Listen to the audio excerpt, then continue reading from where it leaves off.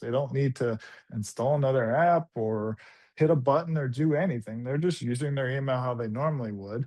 And that gives them the peace of mind to know if they send something that falls into the PHI category, it will be sent in a compliant way using our encryption product called Bracket. If you haven't seen Bracket, go check out Bracket itself because whether you have one email encryption user or hundreds or thousands of them, you're going to love Bracket as an administrator. Bracket was the product we built for MSPs to stop having to deal with password resets and all the app installs and plugin installs. All the headaches that came with email encryption still come with a lot of those solutions out there today. Bracket solves. And it's one of those products that your users will love to use. Being able to solve that problem was an interesting challenge for us because we have Bracket, we have Shield, and now we have this orchestration layer called email traffic control. How do we bring those things all together? And that's what this workflow does here.